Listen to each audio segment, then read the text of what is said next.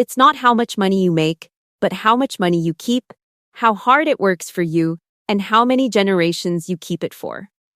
That is Robert Kiyosaki.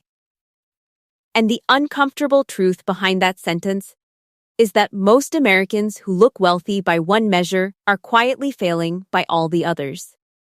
There are more than 24 million millionaires in America right now.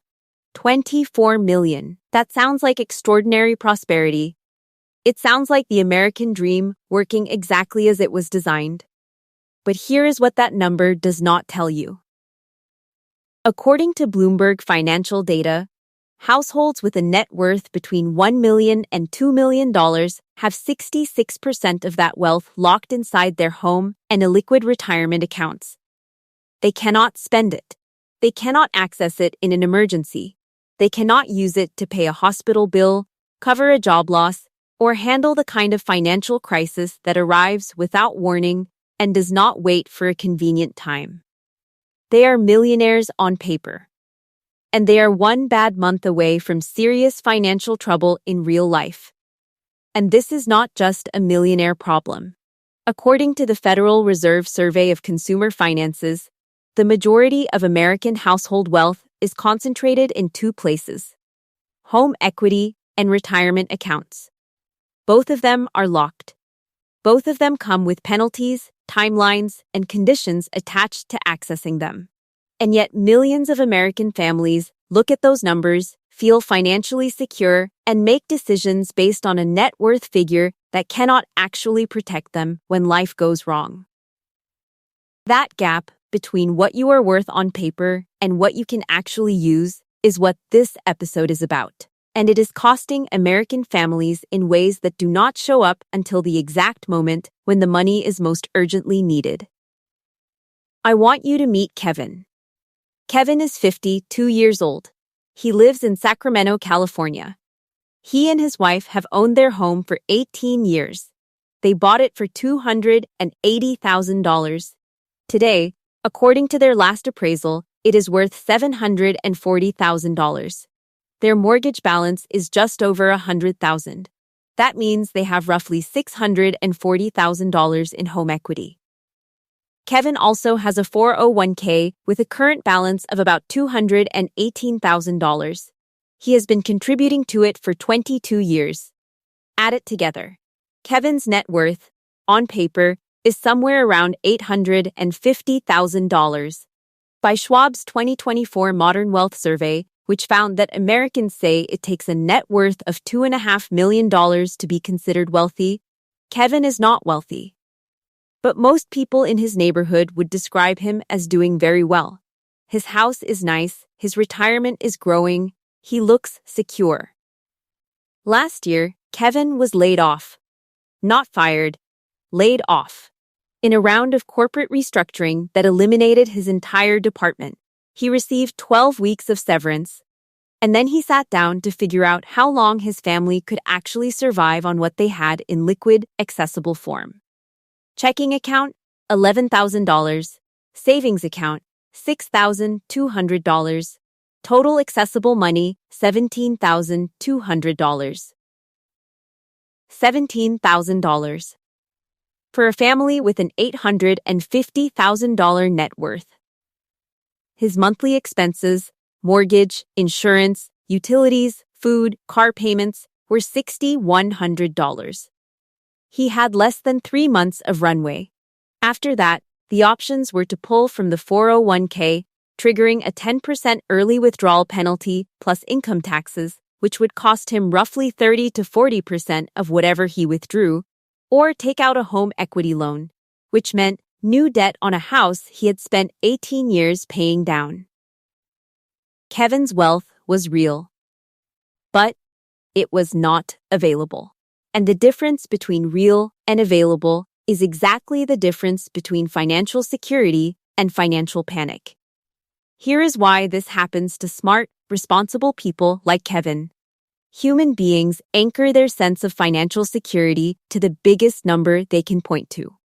A net worth statement is a powerful document. It shows everything you own minus everything you owe. And when that number is large, the brain registers safety. the number becomes the feeling.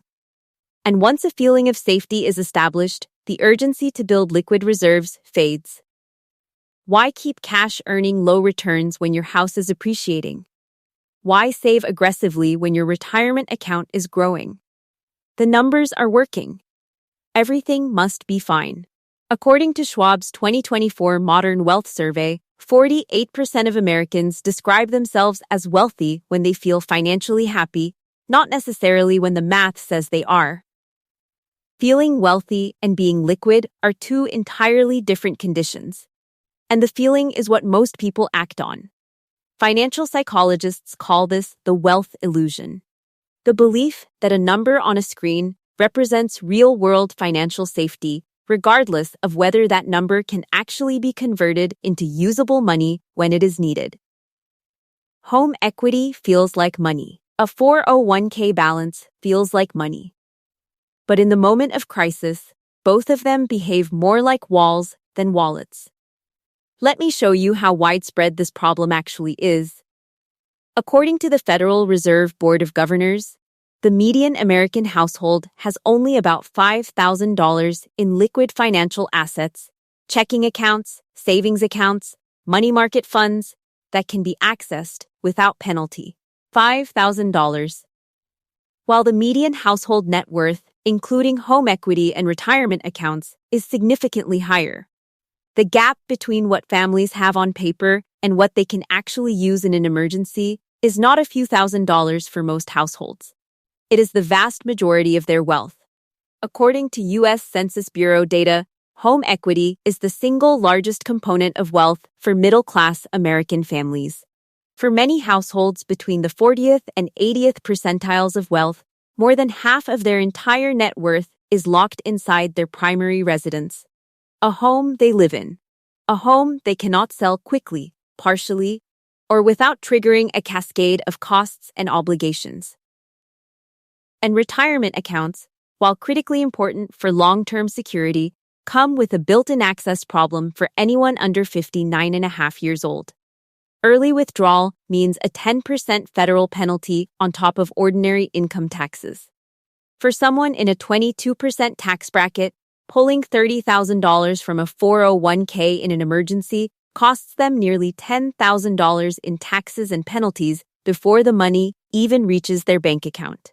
If Kevin's story is sitting uncomfortably close to your own right now, subscribe, one click, that is it. Because the next part of this episode is the exact framework Kevin used to fix this. And it is going to be just as important as the problem. Stay right here. So what is the actual answer? Because the answer is not to stop contributing to retirement accounts. And it is not to sell your house. The answer is to understand liquid versus illiquid wealth and build deliberately on both sides.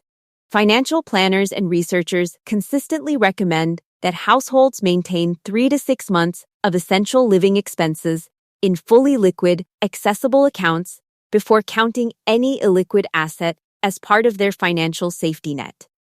Not home equity. Not retirement balances.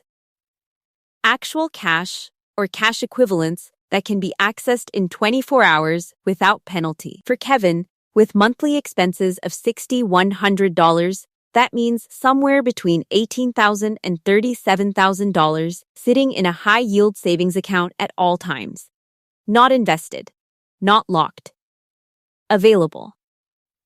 The kind of money that absorbs a layoff without triggering a tax penalty or forcing a home equity loan. The second step is understanding what your net worth actually looks like when you strip away the illiquid portion. Take your total net worth, subtract your home equity, subtract your retirement account balances. What is left is your liquid net worth. For many American families, that number is shockingly small compared to what they believed they had. And that gap is the real measure of financial vulnerability. Kevin did this exercise the week after his layoff. His liquid net worth was $17,200. His paper net worth was $850,000. The ratio of liquid to total was approximately 2%. 2% of his wealth was actually usable in a crisis.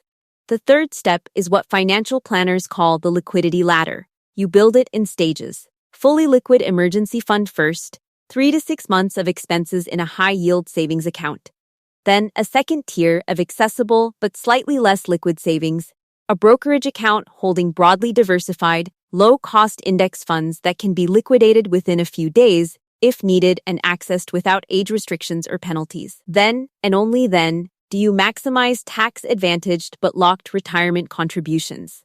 Most Americans have been doing this in reverse, maxing the locked accounts first, relying on home equity as a backup, and leaving the liquid layer thin or non-existent. The order feels counterintuitive because the retirement accounts have tax advantages and the savings account earns relatively less. But tax advantages mean nothing if you have to pay a 10% penalty to access the money in the year you actually need it. Kevin found a new job after 6 months. The $17,000 held. Barely. He cut expenses to the bone, leaned on the severance, and made it through without touching the 401k or taking on new debt. But barely is not a strategy. Barely is luck with good timing. He knew it. And he did not want to rely on it again. The thing Kevin told me that he will never forget is the conversation he had with his wife in month 4 of the job search. They were sitting at the kitchen table, doing the math for the 3rd time that week. And she asked him a question he had no good answer to. She said, "We have almost $1 million. How are we going to pay the mortgage next month?" That question does not have a comfortable answer when the $1 million is locked in walls and a retirement account. That question only has a comfortable answer when you have built the liquid layer that most Americans skip because it felt unnecessary when everything was going well. But the experience changed how he manages money permanently. He spent the first full year after returning to work building what he did not have. Not more home equity, not more retirement contributions. A real liquid cushion. $36,000 in a high-yield savings account. 6 months of expenses. Available. Earning 4%. Growing quietly while his other assets continued doing what they do. He told me that the strangest part of having $850,000 on paper was how financially unsafe he felt during those 6 months. And he said the $36,000 in liquid savings gave him more actual peace of mind than the other $800,000 combined. That is the difference between paper wealth and real security. So here is the question I want you to sit with after this episode ends. If your income stopped tomorrow, not permanently, just for 6 months, what would you actually have access to? Not your net worth, not your home value, not your retirement balance. What could you reach into and use without a penalty, without a loan, without a crisis decision made under pressure? That number, not the one on your net worth statement, is your real financial position right now. Kevin knew his paper number. He did not know his real number until it was the only one that mattered. You now know how to find yours before that moment arrives. Net worth is where you are going. Liquid savings is what keeps you safe while you get there. You need both. And right now, most Americans only have one. If this episode changed how you see your own numbers, share it with one person who owns a home and has a retirement account and has never once calculated what they actually have in liquid form. That person needs this more than they know. Subscribe if you are not already. See you in the next one.